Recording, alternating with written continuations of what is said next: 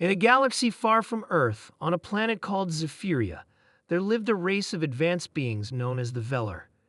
They were powerful, their bodies armored with scales harder than steel, and their minds sharp as the blades of their weapons. But despite their strength, they had one fatal flaw: pride. The Velar believed themselves to be the supreme species in the universe, looking down on every other race, especially humans. The war between the Velar and humans had been raging for years, with both sides fighting fiercely for dominance. The Velar saw humanity as a primitive species, weak and unworthy of the stars they roamed, yet they underestimated the tenacity of human spirit. One such battle was fought on the outskirts of Zephyria's largest city, a place where the planet's most powerful Velar warriors dwelled. The humans had launched an assault, hoping to weaken the Velar forces by striking their home world. Among them was a young, brilliant soldier, Captain Leela Harris. She led a small group of elite fighters, determined to prove that humanity could stand toe-to-toe with the most advanced civilizations in the galaxy. But the Velar had prepared for them. Traps were set. Their soldiers were ready. What the humans didn't know was that the Velar had a new weapon, one that would change the course of the battle. They had created a creature, an organic war machine that was part living being, part advanced technology. This weapon was designed to be the ultimate warrior, stronger and faster than anything humanity could throw at them. Leela's team faced this beast in the middle of the battlefield, a monster with glowing red eyes and long metallic claws. It moved with terrifying speed, cutting through the human soldiers like they were nothing. Leela was barely able to dodge its strikes, and her team was slowly falling apart.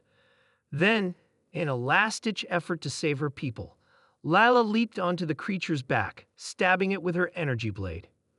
But the creature was more than just strong, it was smart. With a sudden, brutal move, it grabbed Leela and threw her across the battlefield.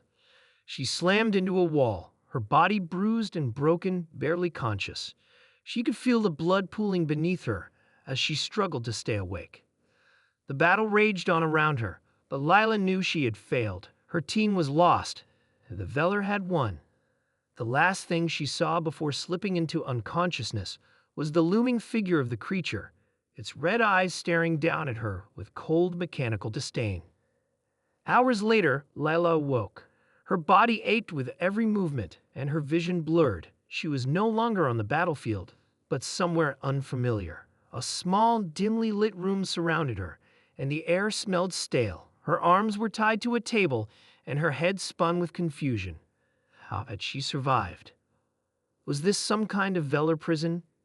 Then she heard something. A soft sound, almost like a whisper. It was faint, but unmistakable.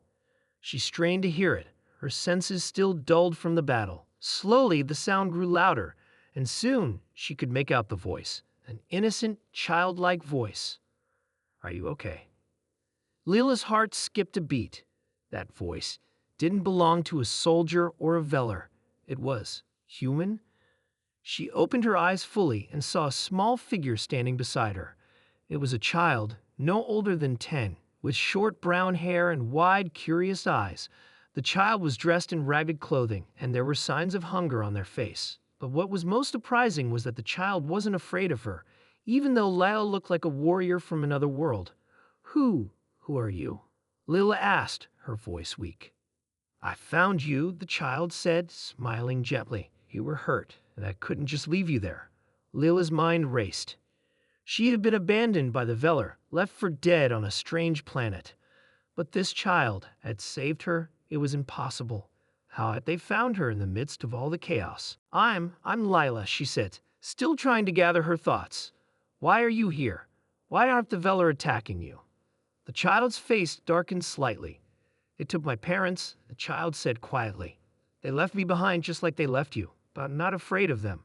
I know this place better than they do." Leela blinked in disbelief. The child had no fear of the Velar.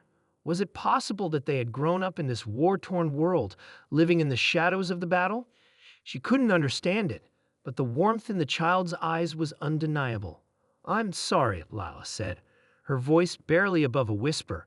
"I'm so sorry for everything that's happened to you." The child shook their head. "It's not your fault. You're not like the Velar. They hurt everyone, but you came to help us." Lila's heart swelled with emotion. She had always believed in the cause, in fighting for humanity, but this was different.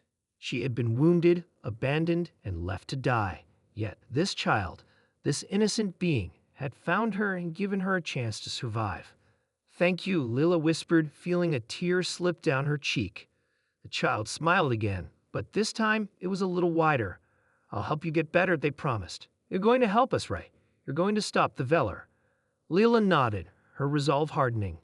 The Velar had underestimated humanity, but she was going to make them regret it. It wasn't just about fighting for her people anymore.